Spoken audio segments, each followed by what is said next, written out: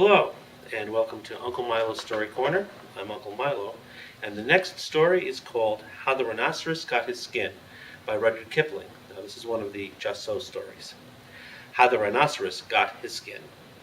Once upon a time, on an uninhabited island on the shores of the Red Sea, there lived a Parsee from whose hat the rays of the sun were reflected in more than oriental splendor.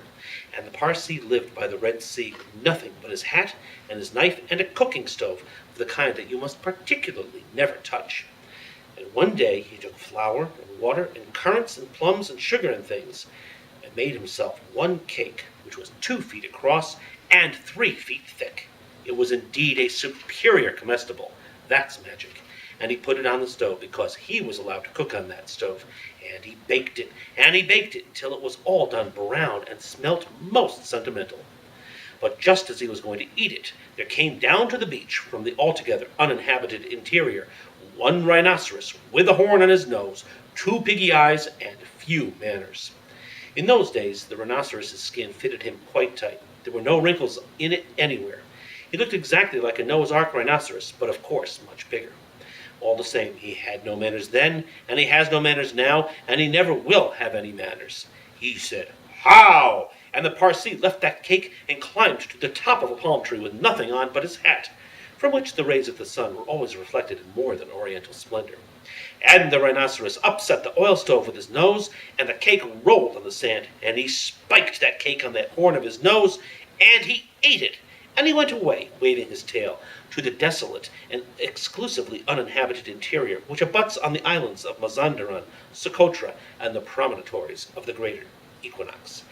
Then the Parsee came down from his palm tree and put the stove on its legs, and recited the following sloka, which, as you have not heard, I will now proceed to relate. Them that takes cakes, which the Parsee man bakes, makes dreadful mistakes. And there was a great deal more in that than you would think. Because 5 weeks later there was a heat wave in the Red Sea, and everybody took off all the clothes they had. The Parsee took off his hat, but the rhinoceros took off his skin and carried it over his shoulder as he came down to the beach to bathe. In those days it buttoned underneath with 3 buttons and looked like a waterproof. He said nothing whatever about the Parsee's cake, because he had eaten it all, and he never had any manners, then, since, or henceforward. He waddled straight into the water and blew bubbles through his nose, leaving his skin on the beach. Presently the Parsee came by and found the skin, and he smiled one smile that ran all round his face 2 times. Then he danced 3 times round the skin and rubbed his hands. Then he went to his camp and filled his hat with cake crumbs, for the Parsee never ate anything but cake, and never swept out his camp. He took that skin, and he shook that skin, and he scrubbed that skin, and he rubbed that skin just as full of old, dry, stale, tickly cake crumbs and some burned currants as ever it could possibly hold. Then he climbed to the top of the palm tree and waited for the rhinoceros to come out of the water and put it on. And the rhinoceros did. He buttoned it up with the 3 buttons, and it tickled like cake crumbs in bed. Then he wanted to scratch, but that made it worse. And then he lay down on the sands and rolled and rolled and rolled. And every time he rolled, the cake crumbs tickled him worse and worse and worse. Then he ran to the palm tree and rubbed and rubbed and rubbed himself against it.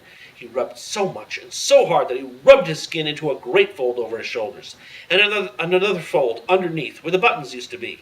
But he rubbed the buttons off, and he rubbed some more folds over his legs. And it spoiled his temper, but it didn't make the least difference to the cake crumbs. They were inside his skin, and they tickled. So he went home, very angry indeed, and horribly scratchy. And from that day to this, every rhinoceros has great folds in his skin, and a very bad temper, all on account of the cake crumbs inside.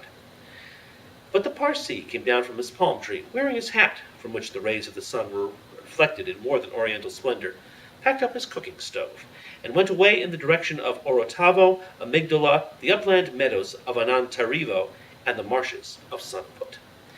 And that's all for the story of how the rhinoceros got his skin. The next story will be When You Wish Upon a Star, which is a story that I wrote. Until next time, this is Uncle Milo.